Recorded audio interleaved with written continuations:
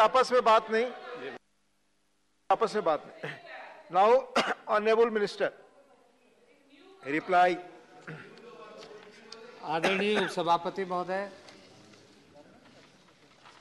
आपका आभारी है कि इसके पहले तमिलनाडु पर और अब कर्नाटका राज्य के संबंध में अनुसूचित जनजातीय संशोधन चौथा संशोधन विधेयक 2022 पर चर्चा करने के लिए अपने अनुमति दी और सदन में चर्चा किया।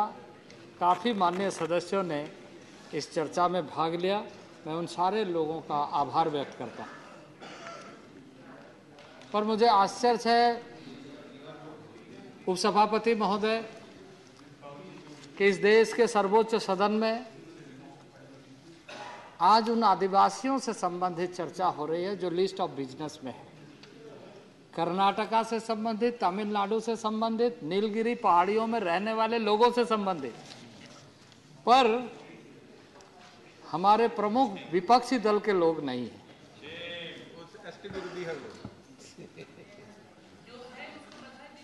अब आप आपस में बात न करें। आप हैं ये रजिस्टर्ड, आप बोलिए।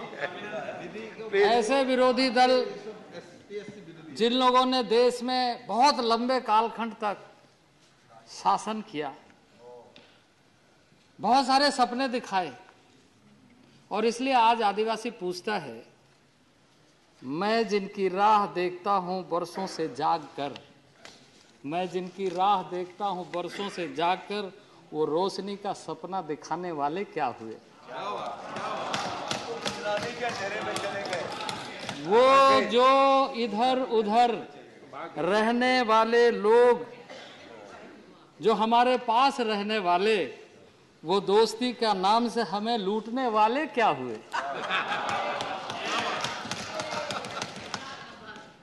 और आज विरोध करके निकल गए।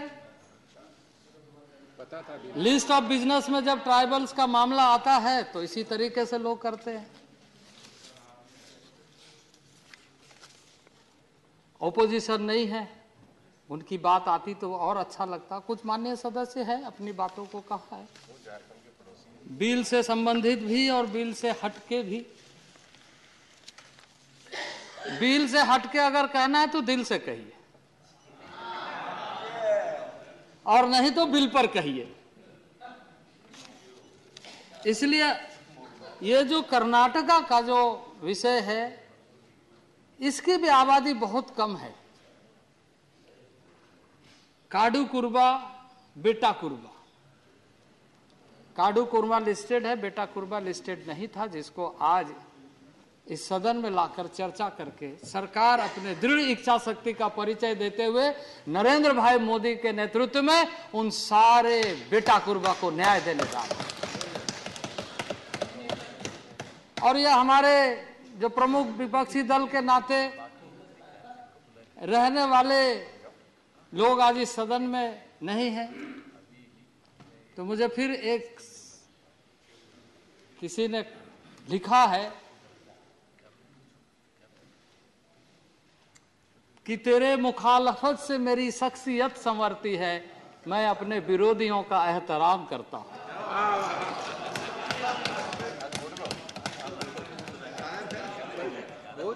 उपसभापति महोदय, उपसभापति महोदय, मैं कल भी, क्योंकि लोकसभा और राज्यसभा में दोनों सदन में इन सारे विषयों पर गंभीरता से चर्चा हो रही है, और सारे राज्यों के प्रति, राज्य के रहने वाले उन लोगों के प्रति जो अपने सांस्कृतिक विरासत को लेकर लोकतंत्र पर विश्वास करते हुए अपना जीवन जिया है, उसे न्याय मिले, इसका प्रयत्न जारी है। और राज्यवार, इसीलिए कर्मवार। कुछ माननीय सदस्यों ने कुछ इस तरह का प्रश्न उठाया कि एक कॉम्प्रिहेंसिव प्रपोजल या प्रस्ताव आना चाहिए सारे राज्यों का मिलाकर। तो मैं माननीय वैसे सदस्यों को इस सदन में कहना चाहता हूं कि माननीय नरेंद्र भाई मोदी एक एक को चुन कर कैसे संभालना चाहिए, उसको दिखाने का काम इस सदन के माध्यम से देश को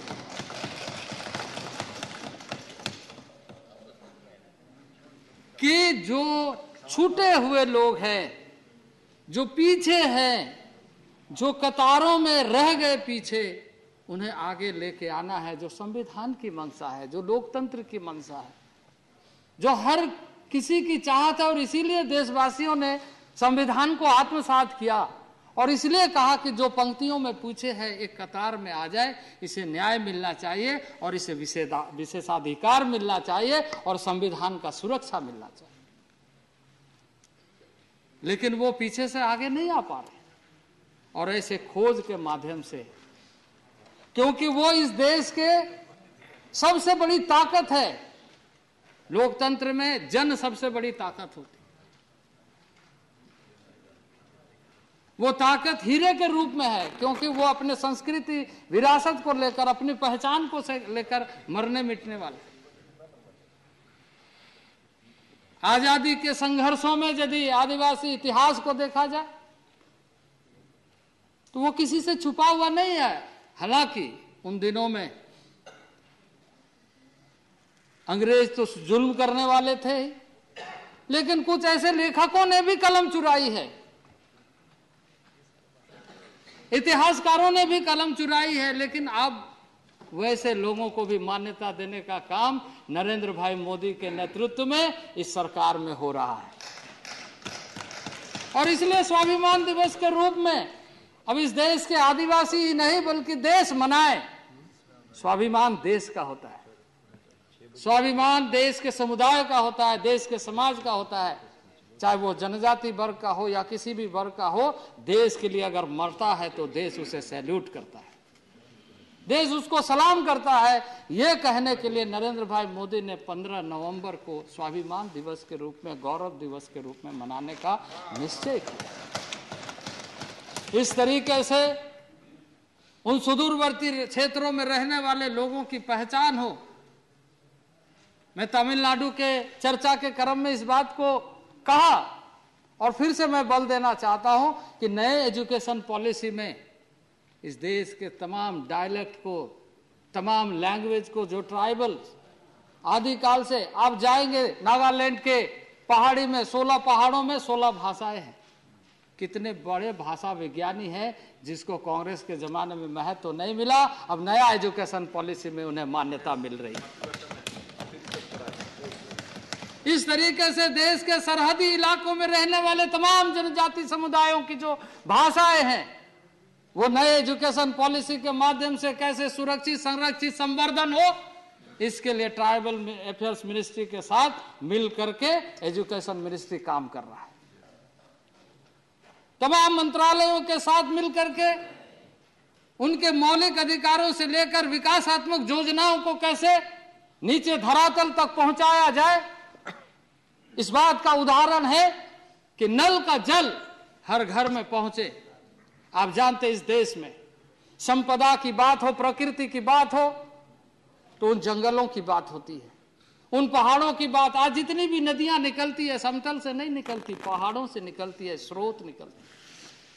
आप खादान जितने भी देखते हैं, जितने भी मिनरल्स देखते हैं, उन पहाड़ों में मिलती है। जंगलों में पेड़ पौधों, सारी चीजें, प्राकृतिक संपदा उन्हीं लोगों के साथ रहने वाला उन भाइयों के साथ मिलती है। और इसलिए लगातार ये सरकार, खासकर ट्राइबल अफेयर्स, माननीय नरेंद्र भाई मोदी जी के नेतृत्व में, माननीय प्रधानमंत्री जी के नेतृत्व में लगातार काम कर रहा है कि आत्म स्वाभिमान के साथ जनजातीय समुदाय, सुदूरवर्ती क्षेत्र में रहने वाले लोगों को न्याय के साथ, सम्मान के साथ, स्वाभिमान के साथ, पुनर्जागरण के साथ आगे बढ़े, कि उन्हें स्वास्थ्य में, शिक्षा में, रोजगार में, एम्प्लॉयमेंट में, भाषा में, संस्कृति में, परंपरा में, जीवन पद्धति में, उनके जो अक्षुण्ण परंपराएं हैं उसको जीवंत बना के रखने में हम जो भी कर सकते हैं मिल करके करें। और इसी कड़ी में आज उसे न्याय देने के लिए बेटा कुर्बा का प्रस्ताव इस सदन में लाया गया है। उपसभापति महोदय, मैं सदन से आग्रह करता हूं कि इस प्रस्ताव को पारित किया जाए। धन्यवाद।